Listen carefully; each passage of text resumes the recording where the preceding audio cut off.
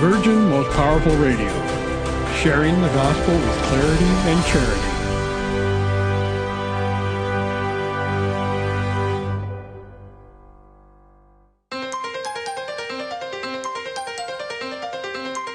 And now, Virgin Most Powerful Radio is pleased to present Hands-On Apologetics with renowned Catholic author and apologist, Gary Michuta.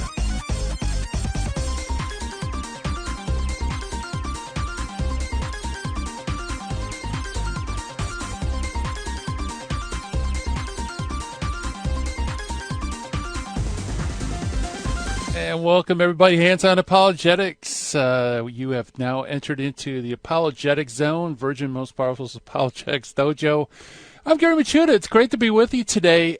Great store. If I say it right, Gary. Great show in store for you today. We're going to have John DeRosa, the classical theist himself, come back into the dojo.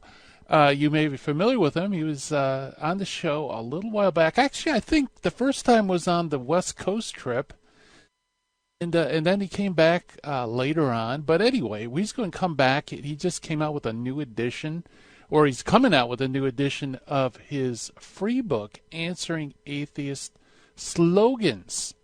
Yes, there are a lot of slogans out there, just things that non-believers will throw out at believers. And often we're caught by surprise. We don't really know how to give a good, solid, yet very simple, straightforward answer to those. Well, John DeRosa is going to help us work through that. So that's going to be a lot of fun. It's always great to have him on the program. And as always, we're going to have our Finding the Fallacy. Today's informal fallacy is the argument from incredulity. And also we're going to meet the early church father, Justin Martyr. So great stuff in store for us today.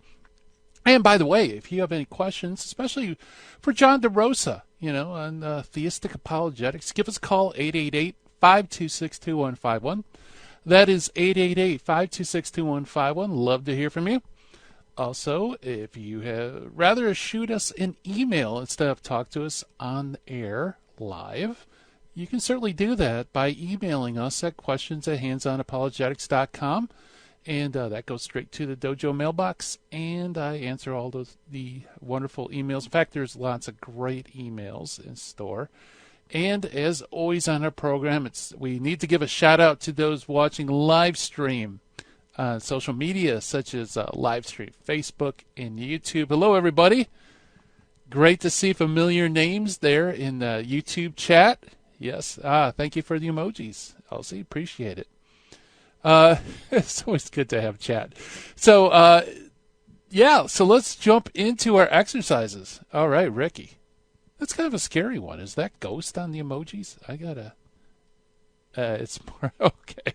Anyway, let's go to the Finding the Fallacy for today. I need to just keep one eye on this section of dojo, people. Sometimes it gets a little crazy in the chat rooms. But it's fun when it comes to emoji craziness. But let's go to the Finding the Fallacy. Today's Finding the Fallacy is the argument from incredulity. And basically, it's very similar to, you could say, an appeal to common sense. Like everybody knows that blank. Or even personal incredulity. And basically what it does is it asserts that because something seems incredible or difficult to imagine, it's wrong. Okay, so the arguments for incredulity or from incredulity usually take the form of, I can't imagine how X could possibly be true, therefore X must be false. Okay, so let's dive in a little bit into this. This is an interesting fallacy. In fact, it's great that we have this one with John DeRosa because this happens a lot for non-believers. Okay, they can't imagine something about God, so therefore God doesn't exist. Now, the difficulty, of course, is that, imagination's a great thing. God gives us imagination. But you have to realize that our imaginations are tied to our senses, okay, our sight, our hearing, our taste, touch, feel. We can't imagine something. We can't have a mental picture of something that doesn't come through our senses. So, when we're talking about things like the soul or God or angels, immaterial things. Imagination really kind of falls apart because what we try to do is attach physical, tangible qualities to something that's not physical and tangible, is immaterial. And so whenever it comes to God, yes, you can postulate all sorts of things that you can't imagine about God. And the reason for that is because God's immaterial. So this whole argument from incredulity that somehow I can't imagine how something would be true, therefore it's false, kind of falls apart. So that's our Finding the Fallacy for today, the argument from incredulity. So be aware of that, folks. And all right, so let's jump to our Meet the Early Father segment. Meet the Early Church Father. This one's, again, one of my faves because he's a very early church father with lots of very interesting material in his writings. St. Justin the Martyr, who was born roughly around 100, 110 AD, died somewhere around AD 165. So he's very early on, so close to the time of the apostles, just shortly after the time of apostles. And St. Justin the Martyr was born in paganism in Neapolis, just outside Palestine, sometime between the year 100 and 110 AD. As a young man, he attached himself successively to various philosophical schools. He loved philosophy. First, he was a Stoic, then a Peripatetic, then a Pythagorean, then a Platonist, and eventually there's a story of him where he got fed up with going to these schools because it seemed like none of them really spoke the truth, and plus it cost a lot of money to go to these schools. And he's walking on a beach disgruntled, and an old man comes upon him and asks him why he's sad, and he explains his plight. And the old man says, "Let me tell you about the true philosophy, the philosophy of Christ." And he tells him about Christianity, which bowls over St. Justin Martyr, and St. Justin not only becomes a Christian, but he becomes a bold apologist. Let's see. He was martyred, and there's an authentic account of his martyrdom, according to which he and 6 of his companions were beheaded between the years 163, 167 AD, probably around 165. So a martyr for the faith, a lover of philosophy, and a defender, apologist of the faith. There are 3 writings that you should know about in regards to Justin Martyr. The first one, it's 2 of his apologies. Okay, he wrote 2 defenses of Christianity against pagans, and the third work is his dialogue with Trypho, the Jew. In regards to the first apology, folks, we have the first and the second apology. Now, here's where things get confusing, because whether the first apology and the second apology of Justin constitutes 2 different works or one is debatable. Eusebius knew that Justin had wrote 2 apologies, and that a single manuscript mentions the present what is called 2 apologies. But it's possible that the first apology is actually the first and the second one. Or perhaps we don't have the second one, and the 2 apologies are actually the first.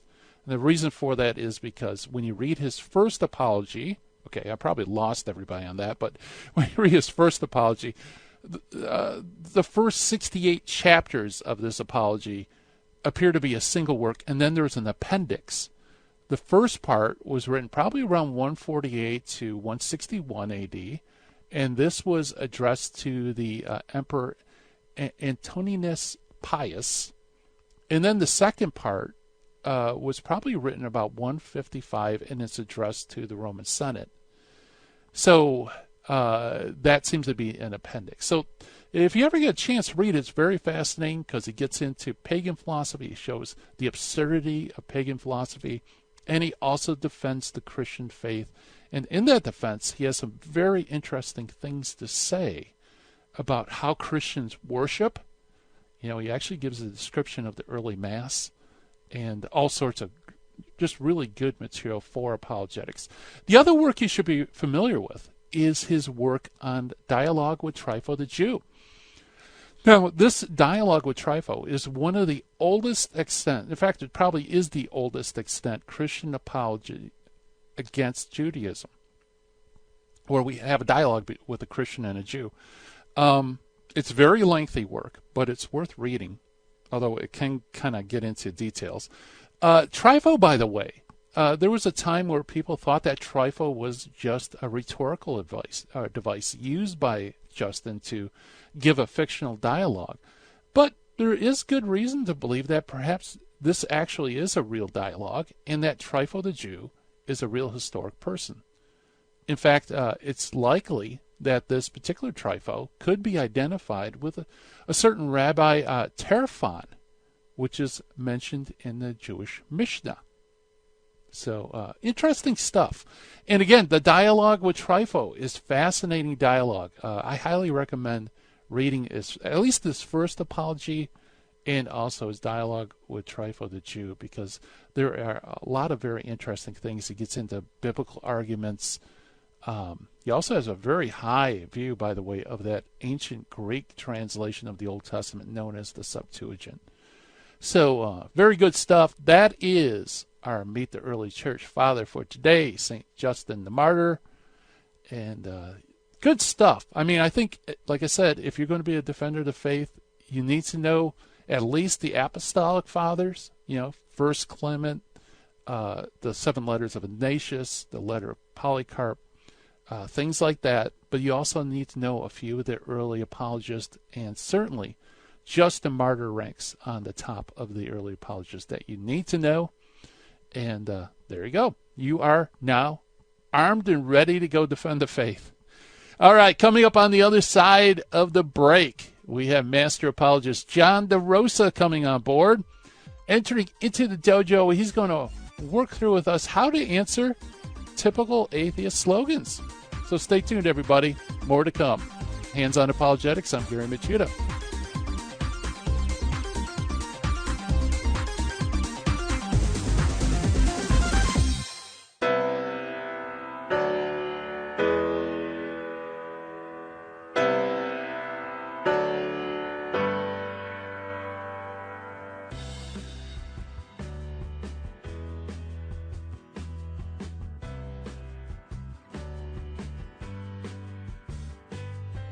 This is Terry Barber reminding you there's a women's conference coming up September 7th, 2019 at the Sacred Heart Chapel. Mary Danielle Barber will be speaking along with Barbara Nicolosi. They're going to be talking about true femininity, be who you are.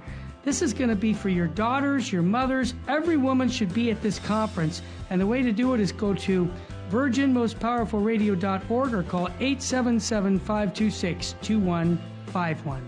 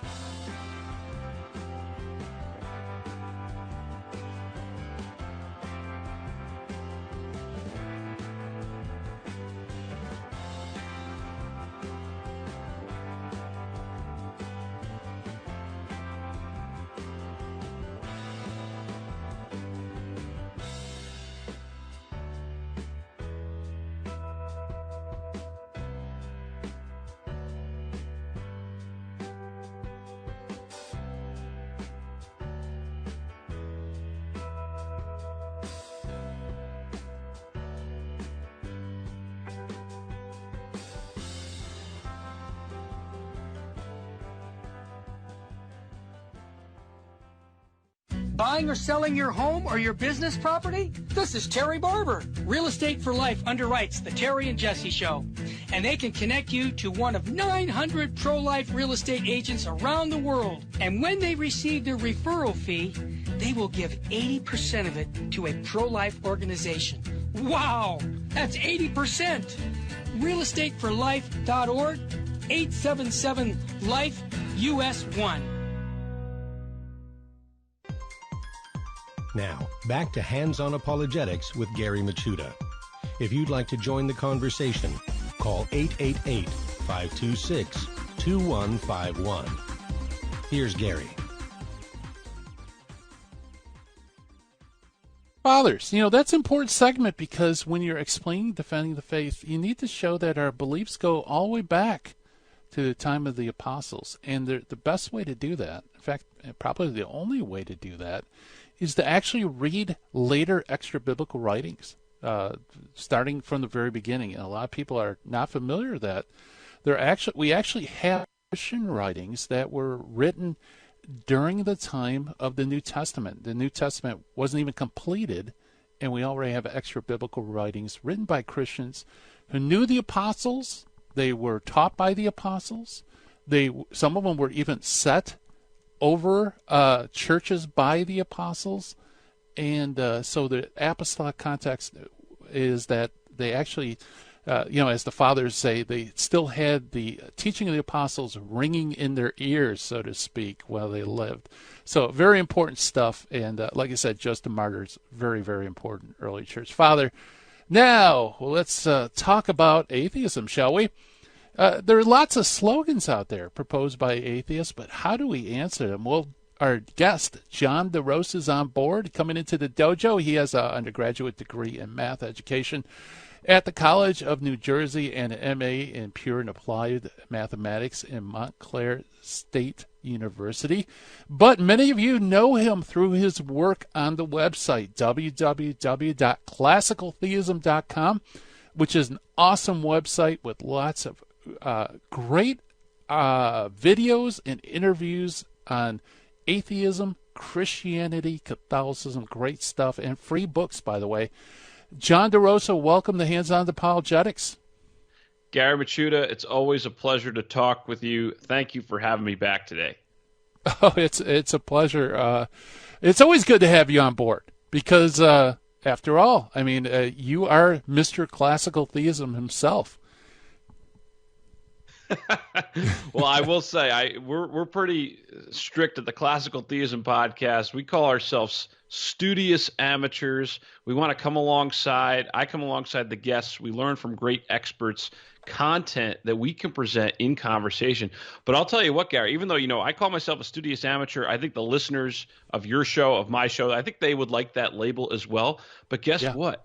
If you even have that amateur label, you're already far ahead of a lot of the people out there who are criticizing the faith with these superficial slogans without really digging deep. If you have any level of understanding and you want to learn about this stuff, I think you can go a long way towards steering our young people and other people back towards the church. Yeah, absolutely. And that's why I love your website. Again, it's classicaltheism, all one word.com. Because you really do, it can get pretty heady. It can really go over your head, especially if you're not familiar with philosophy. And what I love about your website is that you break it down because you want it to get on the level of conversation. You're not getting into theoretical stuff. You don't really get into the weeds unless you absolutely have to. But it's very good. It's hands-on stuff, right? Well, I'd say it's, as Catholics, it's not either or, it's both and. I think we have to raise the bar intellectually. And you know this too. Sometimes I've read your books. I've looked at those footnotes. You're diving deep into those historical sources. And sometimes you really do got to roll up your sleeves and get down into it, whether it's philosophy or history, and get pretty advanced. But then other times, you got to step back and just say, okay, what are the little nuggets that I can take away to present in conversation with someone? And I want everyone to have at least that. The way we break it down at the Classical Theism podcast is we want to defend three core pillars of the Catholic Christian worldview. We want to have some ammunition for showing that God exists, some ammunition for the fact that Jesus is Lord, and also some arguments for the fact, like you do on your segment every day, the early church fathers, for showing that Jesus founded the Catholic Church historically. So if you have some information on each of those three pillars, you don't have to have all the heady stuff. You don't have to have all the advanced footnotes. I think you can do some real good work in conversation. Yeah, absolutely. Now, in fact, you have an ebook that you're going to, I don't know, did you do the new edition yet, or is the new edition about to come out? So I sent out the table of contents of the new edition. So if you're on my email list, you'll see that. I haven't finished writing it yet, but the long story short is it started out with 10 slogans.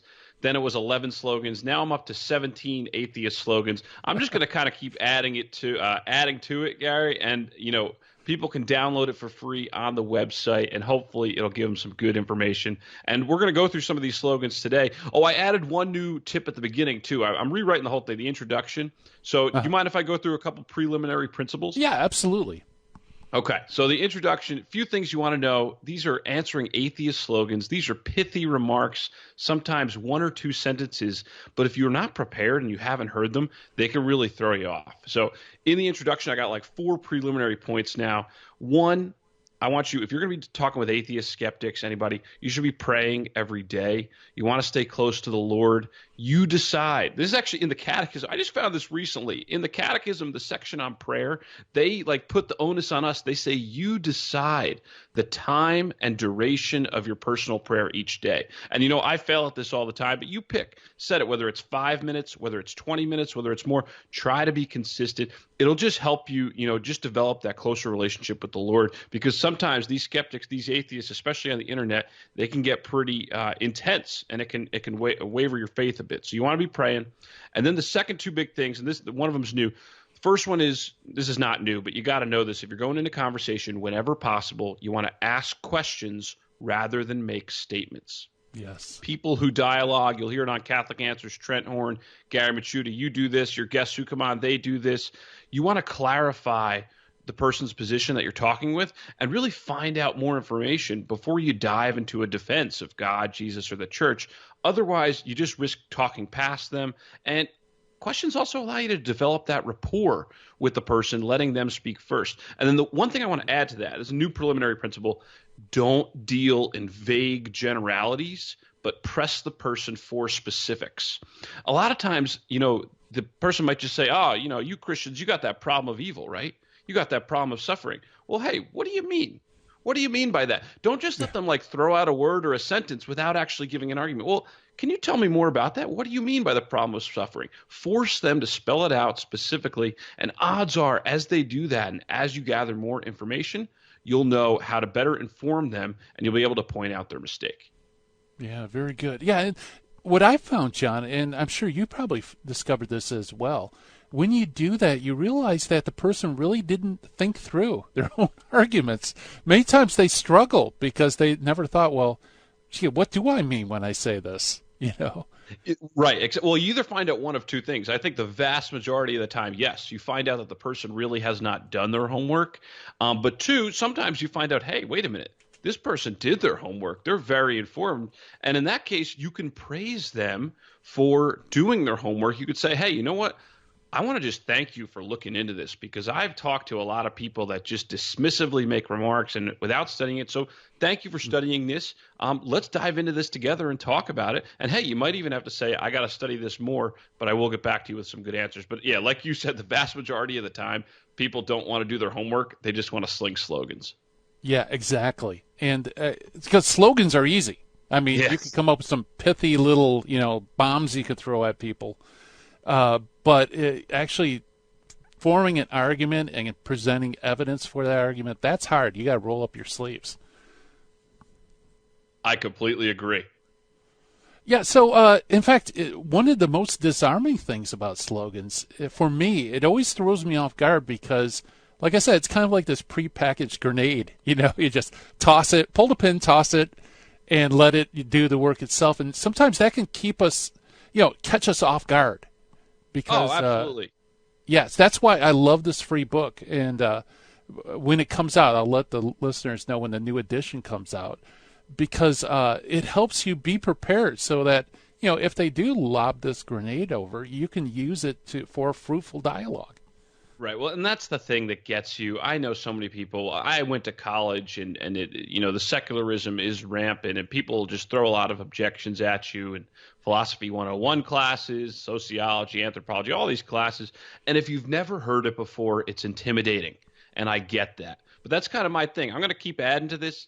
Now it's up to 17 slogans. You're going to see the one you get now. If you go on the website and get it, it's got 11. But if you've heard these things before, if you've done a little prep work, then you could demystify them, and you don't have to be afraid, because you're like, hey, I saw a Twitter post the other day. Somebody, I can't remember who said it, but they were like, saying, when you think of an objection, they were talking to skeptics and atheists. They're like, when you think of an objection, like, how can a good God make a hell? Or how can someone allow the suffering and evil of this? Just think that there's been 2,000 years of Christian intellectuals who have been thinking about these things. So at the very least, there's going to be some answer out there, even if it doesn't come to mind initially. But for my part, I want to just give people some initial information that they don't have to be afraid of these slogans, and they can respond with good questions and good facts. Yeah, absolutely. So you can literally take a grenade and make it into a slow-pitch baseball that you can knock out of the park. I like that. Well, and I'm happy to do that today. Gary, you have free form here. You can pick any of these slogans you want. We can give the listeners a taste, or even if you think of ones that aren't on the list, and I'll do my best here as a studious amateur to give you some good replies. Okay, well, we have about 3 minutes, so let's try to, how about, let's just do the first one, just to start things off, that there's no evidence for the existence of God. Yeah, so this is popular. You're going to hear it. There's no evidence for God's existence. There's no scientific evidence. There's no empirical evidence. There's no evidence. Start with asking questions. And listeners who have tuned into my show or your show, they've probably heard me say this before. I like to start with this one with what I call the Trent Horn question. And I return to it in some other slogans as well. It goes like this. I got it from Trent Horn. You ask that person, what's the best evidence or argument you've ever heard for God's existence? And what do you think is wrong with it? Start by asking that question, because if someone just throws out there's no evidence for God's existence, well, hey, in your mind, if you listen to Hands-On Apologetics, you're like, wait a minute, I know all these arguments, I've read these books, I've thought about these things. Well, and it's very tempting to just start launching into a defense of God's existence, but no. Take a step back. You want to see, what has this person studied? Ask them, what's the best argument you've heard, and what's wrong with it? I think they can give three types of answers. One, they can respond with, well, I've never heard any evidence for God's existence. And if that's the case, you have your one or two go-to arguments. You could say, oh my gosh, you've never heard anything? Well, hey, can I offer you the Kalam cosmological argument? Can I offer you the moral argument or the first way? What do you think about these? Because I've heard at least 4 or 5 good arguments for God's existence. And then you could start talking about one. Or they might respond with what I call, so that's the first thing. They respond, they've never heard any evidence. Second thing, they've only heard weak evidence, as I call it. They might say, oh, well, some Christians I heard, they told me once that they prayed for something and it came true. Or, I heard that people look at, the design in the animal kingdom and they think that, that must have been done by God, but we already know evolution did that. So they offer only those types of things, like either some personal subjective experience or, some old design argument like the watchmaker from Paley. And in that case, you can respond, well, I'll finish that off on the other side of the break. Yeah, hey, that's a great cliffhanger. We're talking with John DeRosa about answering atheist slogans. Stay tuned, everybody.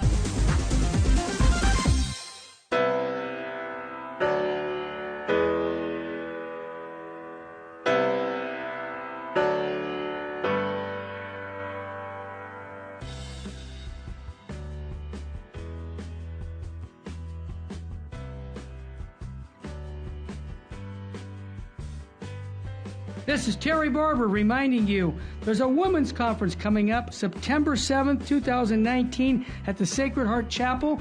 Mary Danielle Barber will be speaking along with Barbara Nicolosi. They're going to be talking about true femininity, be who you are. This is going to be for your daughters, your mothers. Every woman should be at this conference. And the way to do it is go to virginmostpowerfulradio.org or call 877-526-2151.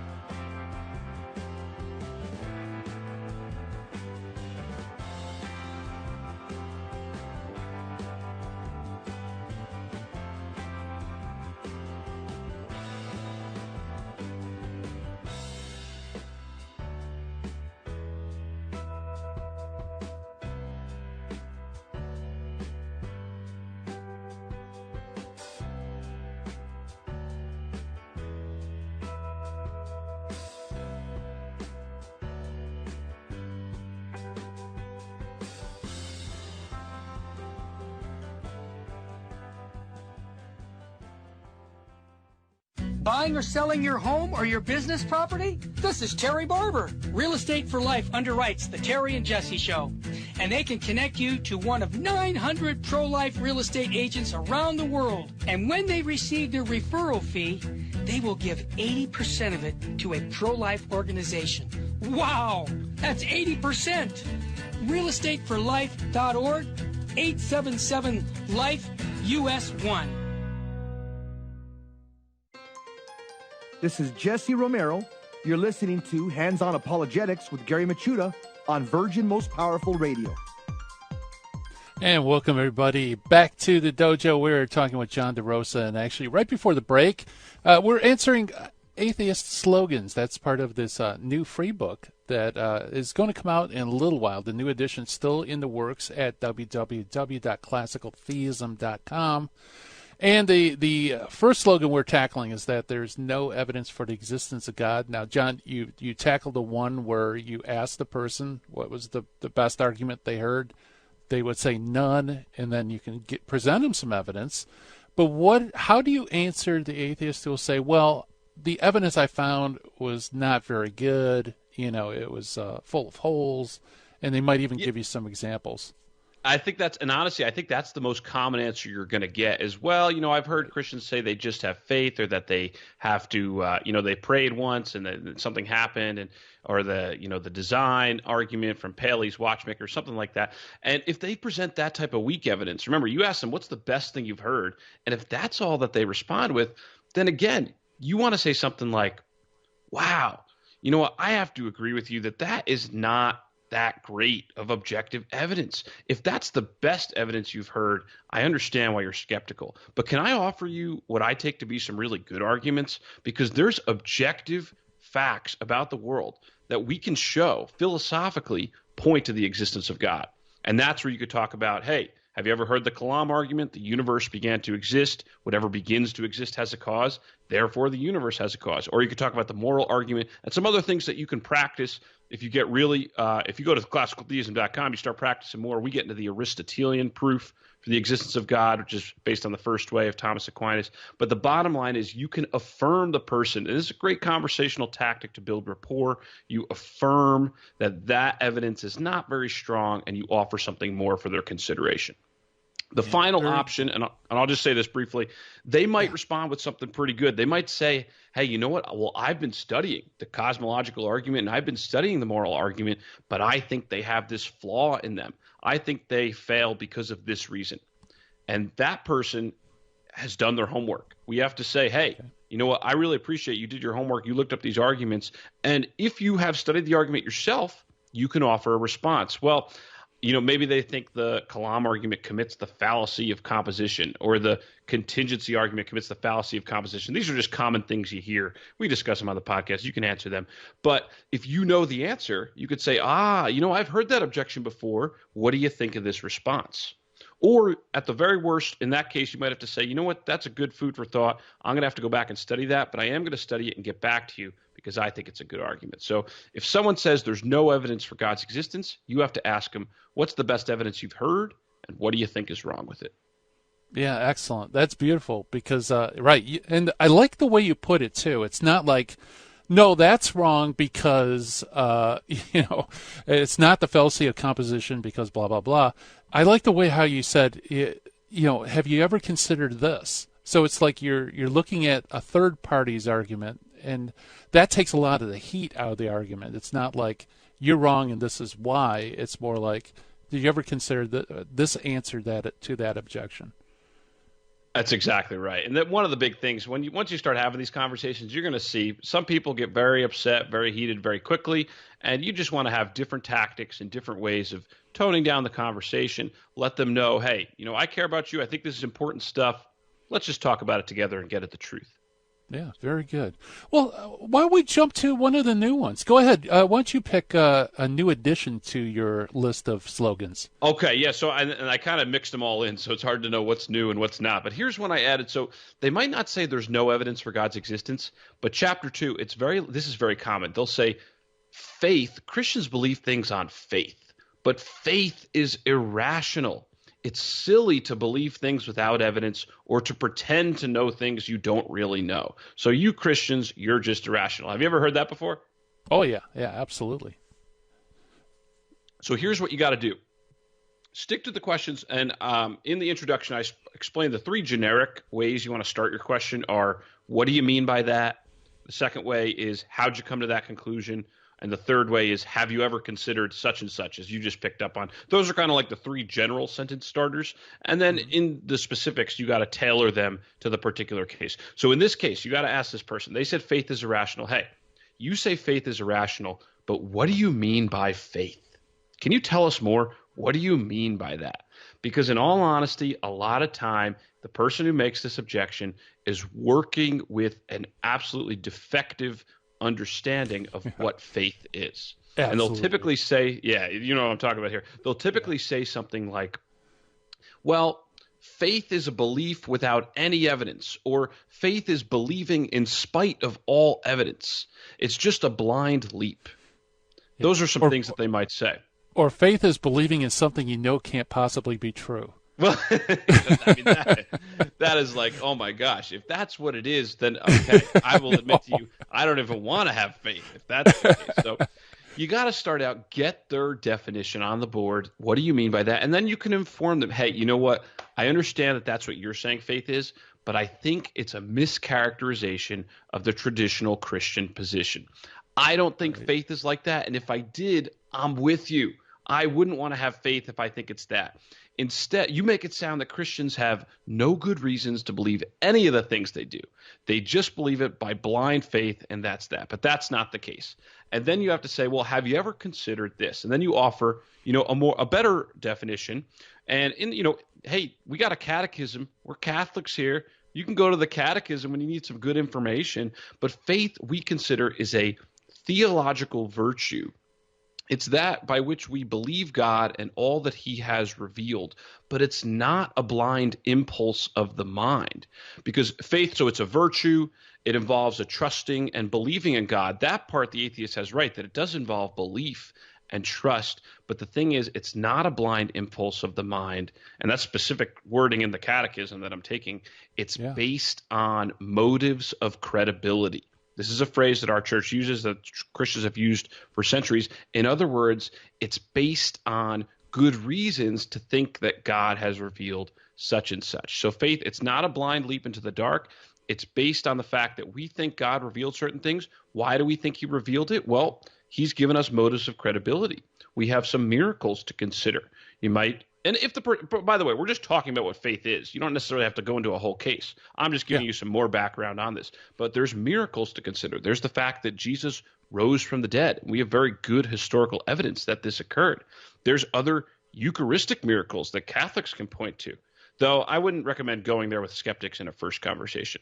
There's other historical miracles, such as the miracle at Fatima, where a lot of atheists and skeptics were present and still acknowledge that something supernatural took place in the sky. So we have some miracles to buttress our position. We have prophecies from the Old Testament that Jesus fulfilled. And then we also have the holiness of the saints, these people who, like Mother Teresa, who just showed such radical holiness in the way that they lived their lives, lend credibility to the fact that God has revealed truth in the Bible, in Scripture, in tradition, and through the church. So faith, if the atheist is correct that it's just blind in spite of the evidence, we don't want to hold it, but we want to ask them, what do you mean by faith? Because my faith is informed by the evidence and flows from it.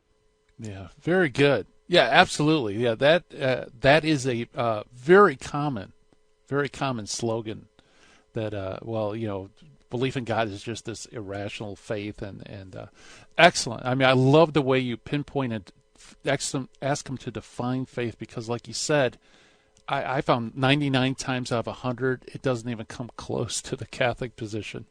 Yes, and I'll add actually one more. If you really want to dig into the Catholic position on faith, there's actually a lot of work going on with this now. It's not, this is something that philosophers are studying and how best to categorize it. But in the Catholic view, so there's some dispute. Not everyone is going to agree with everything that I just said about faith. I think it's pretty broad what I said. I think most Catholics would agree with that. But there's basically two elements. So why is it not irrational? There's kind of two elements that make it not irrational. The first one is that I pointed to, it's based on the motives of credibility. And I kind of just focused on that. But in the Catholic tradition, the other reason it's not irrational is because we believe God exists and that his grace is at work in our act of faith. So that's more of a, St. Thomas Aquinas talks about that. But God actually gives us his divine help to go through with the will, with our will to believe in him. So there's that second aspect. And if we have good reasons to think that God exists, that his grace and supervision extends to all things, that's another reason of why it's not irrational. Now, if you're talking to an atheist, that's not going to mean that much, because they're going to say, oh, well, but God doesn't exist. But it just shows us that if God exists, then it's another reason to show the act of faith is rational, because God works with us to help us believe. Yeah, very good. Excellent. Let's see. We got a couple of minutes to the break. Why don't you throw out another one? Maybe something. Or here's that's a quick pretty one. short. Here's a quick one I think we could do. Chapter 5, where is God? Have you ever seen him? No. He's untestable. He's unfalsifiable. Where is this God? And this is a classic objection. Like, you don't see God under a microscope. The Russians, they went up in the space places, wherever they went, and they said, oh, there's no God. There's nothing up here in the heavens. And I like this one because I think you can ask this person a fun question if they're complaining about where is God. The scientists don't see him. Nobody sees him. Here's the question you can ask them. And then we can just briefly go back into this after the break. But when someone says, where is God? Have you seen him? No, he's untestable. He's unfalsifiable. You ask them this. Well, hey, I got a question for you. When you look at the Mona Lisa, you know the Mona Lisa, right? When you're looking at the Mona Lisa, where's the painter? Ah, yeah. Just let them think about that for a second. When you're looking at the Mona Lisa, where is the painter? And that question can hopefully it forces them to think, well, hey, I don't see the painter anywhere. The painter isn't an element within the painting. He's not like hiding over there in the corner or in some layer. God is not some item in the universe. The God of classical theism transcends the universe. He transcends all the created stuff. He's not the type of thing that you're going to find under the microscope, but that doesn't imply that he doesn't exist. Just as the fact that you can't find the painter inside the Mona Lisa, that doesn't imply that the painting has no painter. The painter is the creator of the whole painting, just as God is the metaphysically necessary creator and sustainer of our whole universe. So if someone says, where's God? Have you ever seen him? You can ask him, when you're looking at the Mona Lisa, where's the painting? Yeah, very good. We're talking with John DeRosa on answering common atheist slogans. More on the other side of the break, folks. Stay tuned.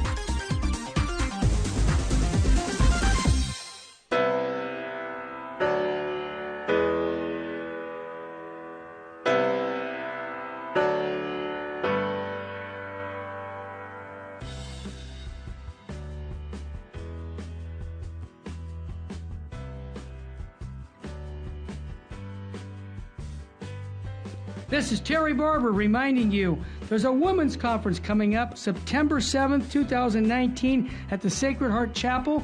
Mary Danielle Barber will be speaking along with Barbara Nicolosi. They're going to be talking about true femininity, be who you are. This is going to be for your daughters, your mothers. Every woman should be at this conference. And the way to do it is go to virginmostpowerfulradio.org or call 877-526-2151.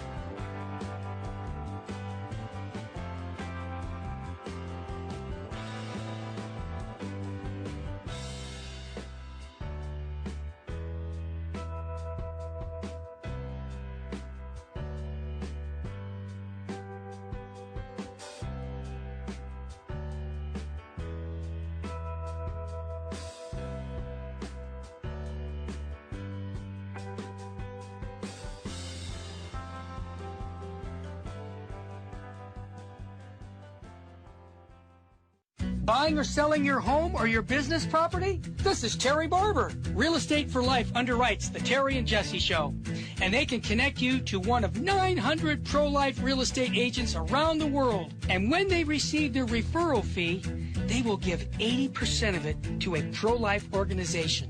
Wow, that's 80%. realestateforlife.org, 877-LIFE-US1. Now, back to Hands-On Apologetics with Gary Machuda. If you'd like to join the conversation, call 888-526-2151. Here's Gary. And welcome back, everybody. Hands-On Apologetics. We're talking with Master Apologist John DeRosa and going through answering common atheistic slogans, and John's just knocking them out of the park. This is going to be a great book. I can't wait for the new edition to come out, John. Oh, thanks, Gary. And I've told you before, but I'm going to resist that label, Master Apologist, every time you give it to me, because I am a studious amateur. We're working alongside together, but I appreciate it. Well, you know, master is a relative term, and if you really know the level of apologetics I know, every guest is a master.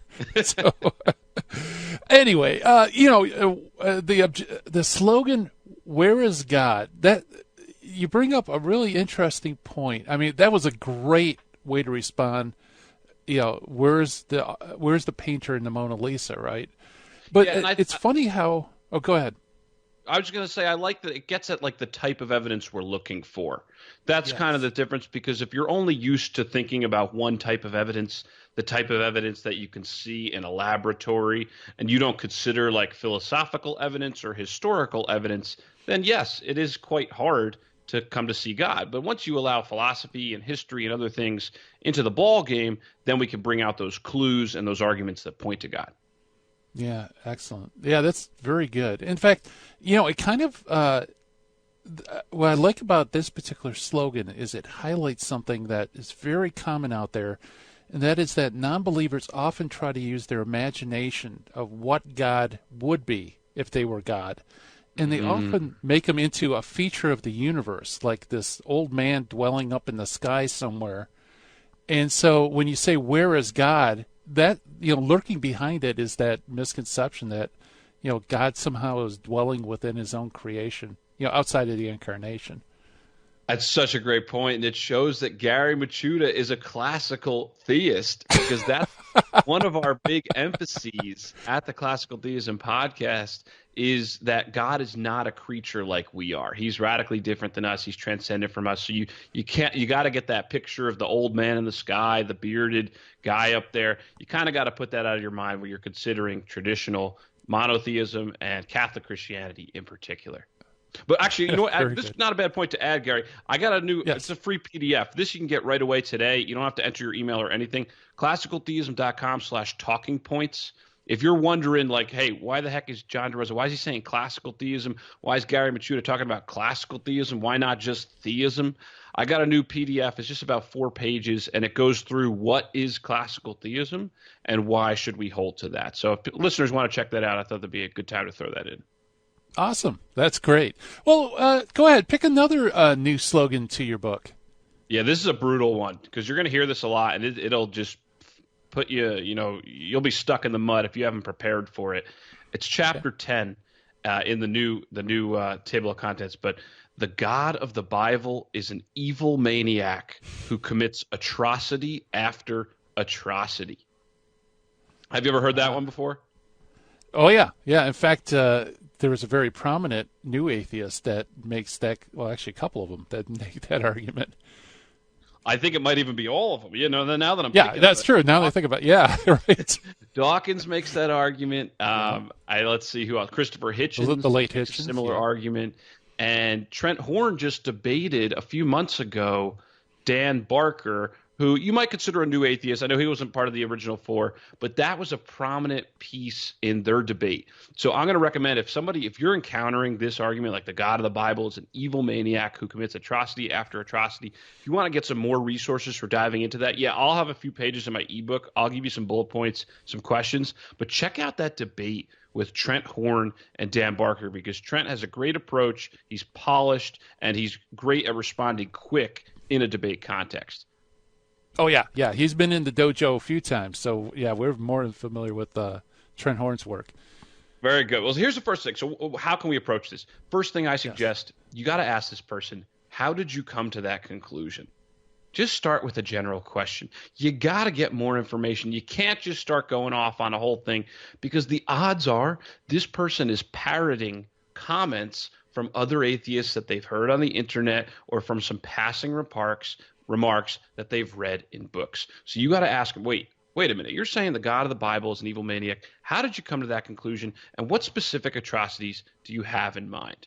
And then before I give you some more points, you can go this route. You don't have to go this route, but you could say, hey, wait a minute. Well, couldn't it be true that the God of the Bible is an evil maniac? That wouldn't show that there is no God, right? Would you agree, Mr. Atheist, that even if it were shown that, as you're saying, the God of the Bible is an evil maniac, that wouldn't prove that atheism is true, right? It might just show that the Bible's not inspired. Now, of course, we don't ultimately agree with that, but I'm just saying that's a tactical approach. You might just see if the person's going to be intellectually honest with you and say, you know what? You're right. At most, it would disprove Christianity. Okay. Then you find out, okay, this person's being honest. They're in the mood for a discussion. But once you get past that point, if you want to make that point, you got to ask them, what specifics do you have in mind? Can you spell it out for me, what you mean by the fact that the God of the Bible is being an evil maniac? Mm-hmm. And again, you force them to either reveal that they have done their homework or they have not done their homework. Because at that point, if they have not done their homework, they're not going to have any specific references. They're just going to say something like, well, he just, he killed a bunch of people. He ordered people to rape people. Like, they're just going to throw out things very generally and say, hey, whoa. Wait a minute. You're saying this stuff. Where is that in the Bible? Do you have any references for me? Can you give us some specifics? You kind of want to plant that seed, put that pebble in their shoe, as Trent Horn sometimes likes to say, of, well, listen, you got to do some more homework on this. Get some more specifics. And then you can start to tackle the question. But let's just say the person is able to reference typically the commands to wipe out the Canaanites and other tribes are a common thing that's discussed under here. So let's assume this person's done their homework. They have some reference where God ordered the Israelites to wipe out the Canaanites, every man, woman, child, oxen, and so forth. Let's just say they're able to come up with that reference, okay? So what might you do in this case? And again, it's a tough issue, and there's a lot of different ways to tackle it. I'm just going to give you 2 points to remember, and that's this. One, here's the thing. God is not a human moral agent like we are. We can agree with the objector that if God were just like some super powerful guy, flying around in the sky, arbitrarily killing people, commanding them to do terrible things, just like we are, but like flying around, that would be terrible. Okay, he would be subject to moral censure. But Christians traditionally don't think of God that way. As classical theists, we hold that God is beyond us. His nature is radically different from us. He's the creator of all reality. But as it says in Isaiah, his ways are higher than our ways. And as St. Paul affirms, how inscrutable are his ways? He says that in Romans 11. He asks that question. So God is not, he transcends us. I'll make another point, but he's not a human moral agent. He's the uncreated and unchanging creator. In other words, he can't be evaluated on the same level that we are. He doesn't get better or worse. He's not like a Boy Scout who's like going to get all the merit badges because he did super well. God is already self-sufficient and perfect in himself. So why do I bring this up? Well, again, it would be wrong for humans or human moral agents to do the things that God does in the Old Testament. We don't have the authority. We're not the creators of all that exists, but God is the author of all life. He has the authority to take and give life as he sees fit, and he doesn't owe any of us a long, happy, healthy life, although we might want that. So that's the first point. God's beyond us.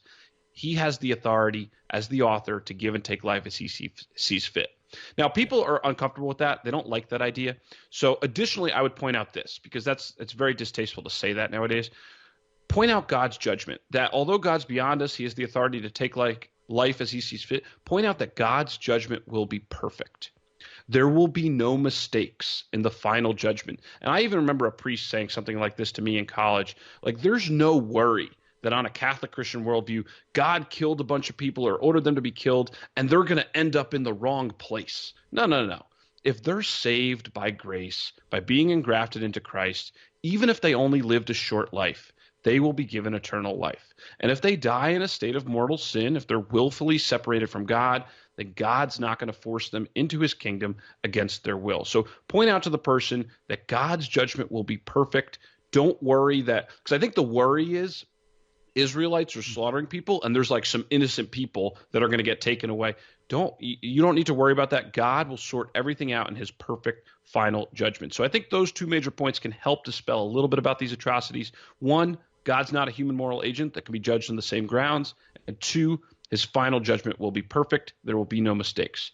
I'll point out one other thing, and I know this is a long one. This is a big one in the book. It's going to be a little bit longer in this chapter. But some people have done work on literary genre and devices. Trent Horn does this in Hard Sayings. Matthew Ramage has another book on hard sayings.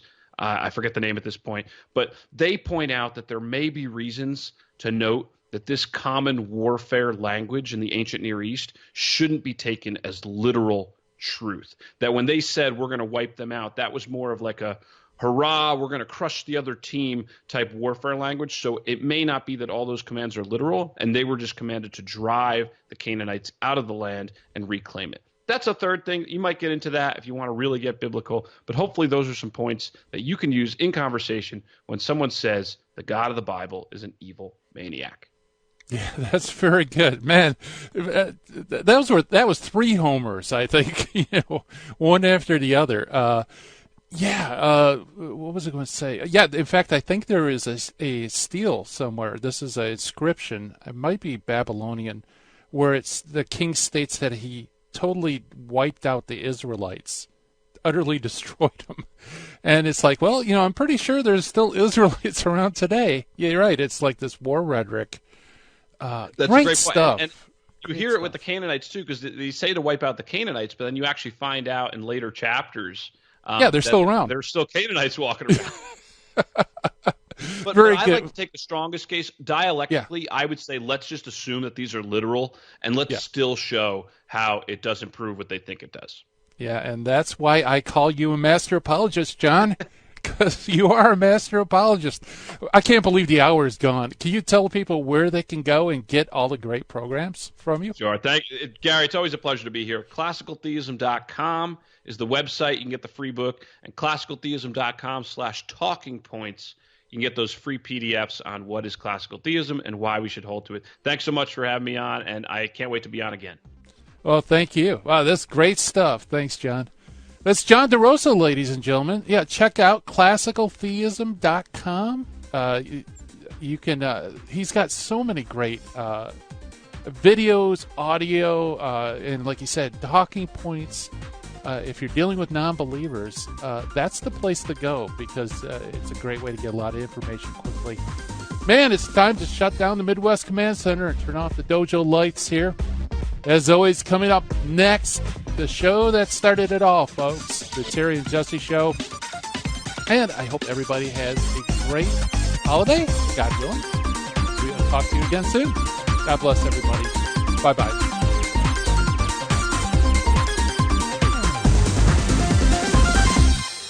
In the 1990s, I lived and worked in Hollywood. But when my wife Betty's mom took ill, we relocated to Orange County. And it was during this time in our lives that I converted to Catholicism. Once my eyes were opened to the truth, I couldn't learn enough about the faith. But I had less free time than ever, especially with a long commute. That's when I discovered the real value of Catholic audio. Listening to cassette tapes transformed my daily commute into a miniature retreat. And that's the beauty of Virgin Most Powerful Radio today. Since the podcasts are archived, you can listen anytime on our smartphone app. I know how listening to Catholic audio can bring you closer to Christ and His Church, so I encourage you to visit the App Store or go to vmpr.org and download the app today. It just might change your life. I'm Matthew Arnold for Virgin Most Powerful Radio.